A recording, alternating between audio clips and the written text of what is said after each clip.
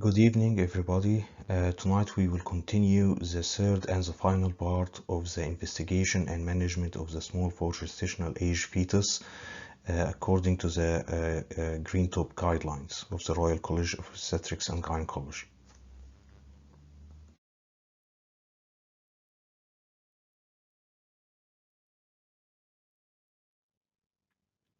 Our lecture tonight will focus on how to time the delivery of the small for gestational age.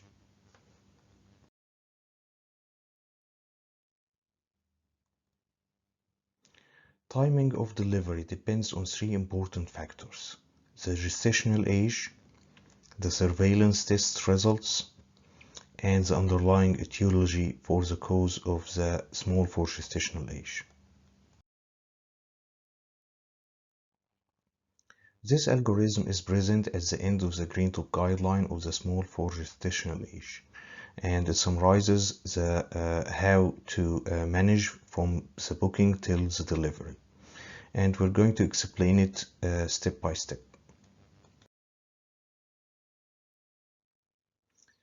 It starts with screening. So there are high risk factors for small for gestational age at your antenatal clinic when you're going to examine the woman at the booking appointment.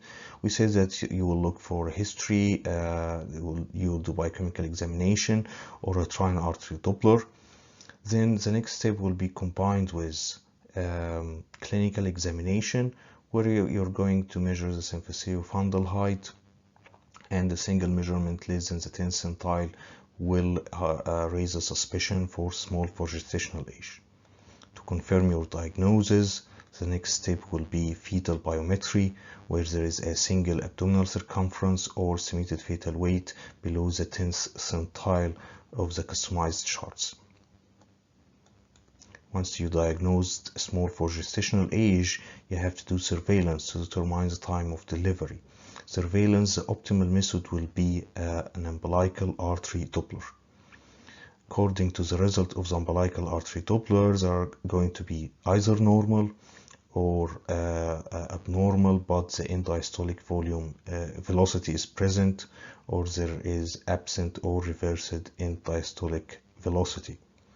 And according to these, then you're going to determine when you're going to deliver the woman. So let's start with a normal umbilical artery Doppler. So you're going to do a surveillance. How are you going to do surveillance? As we stated in the previous lecture, surveillance is fortnightly. This means every 2 weeks you're going to do an abdominal circumference and estimated fetal weight, and you're going to do an umbilical artery Doppler and middle cerebral artery Doppler after 32 weeks. Let's see according to the results. If you reach 37 weeks, you have to involve a senior obstetrician and you have to offer delivery at this time. There is no value to extend the time of delivery beyond 37 weeks. And if the middle cerebral artery is abnormal, then you have to recommend delivery provided it's done after 32 weeks. If you have reached 34 weeks and there is static growth over 3 weeks, then you have to deliver the patient. The second phase will be an abnormal umbilical artery Doppler. So either the pulsatility index or resistance index is above than 2 standard deviation, while the end diastolic velocity is present. So as we said that we are going to continue the surveillance. How is the surveillance? It's going to be a weekly abdominal circumference and estimated fetal weight, and twice weekly umbilical artery Doppler, as we said last week.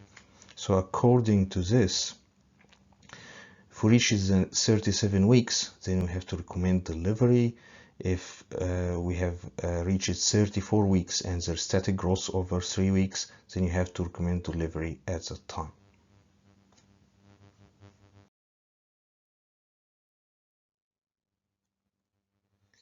If we reach it to the third stage, which is the worst stage, with umbilical artery Doppler showing an absent or reversed end diastolic velocity, the surveillance is going to be by weekly abdominal circumference and estimated fetal weight, daily umbilical artery Doppler, daily ductus venosus Doppler.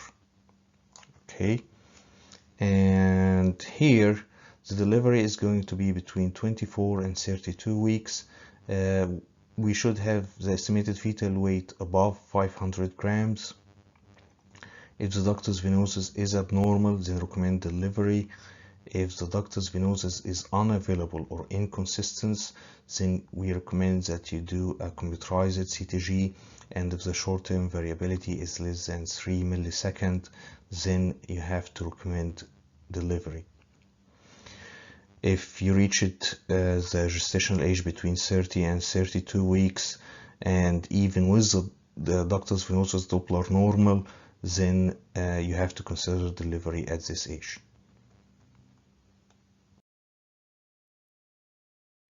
Mode of delivery. So if we have the small for gestational age and the umbilical artery Doppler is normal, then the mode of delivery recommended is by induction of labor with continuous fetal heart monitoring. And you have to bear in mind that the rate of emergency cesarean section is increased in this condition. And if there is an abnormal pulsatility index while the end diastolic velocity is present, it's going to be the same management. However, if we have absent or reversed end diastolic velocity in an umbilical artery Doppler, then cesarean section is the recommended mode of delivery, with no trial for induction of labor. Corticosteroids. It's recommended to give corticosteroids between 24 weeks and 36 weeks if we have small for gestational age and delivery is intended. A single antenatal course is only recommended, and if the fetus is going to be delivered between 35 and 39 weeks by cesarean section, corticosteroids is also recommended as this is a gestational age because of the increased rate of respiratory distress that unit will face upon delivery by cesarean section. Magnesium sulfate. Intravenous magnesium sulfate is recommended for delivery between 24 and 34 weeks. It's for neuroprotection of the fetus. It should be given 24 hours started before the delivery, by 24 hours. Consequences of delivery of the small for gestational age. When you're going to deliver this fetus, you have to bear in mind that even the constitutionally small fetuses, they are at increased risk of prenatal morbidity and mortality. So it's better to deliver in a place equipped with a neonatology unit. If you don't have neonatal services in your facilities, then it's recommended that you do a neutro transfer, which is you transfer the patient by an ambulance to the nearest center that has a neonatology unit attached to it. If this is not possible, it's recommended that a neonatologist should attend the delivery, and he should arrange for transfer of the fetus if he needs a neonatology unit after the delivery. Again, this algorithm at the end of the Green Top guideline, it summarizes the management of the small for gestational age fetus. These are my references for the 3 parts of the lecture. Thanks for your attention, and I hope you enjoyed the lecture.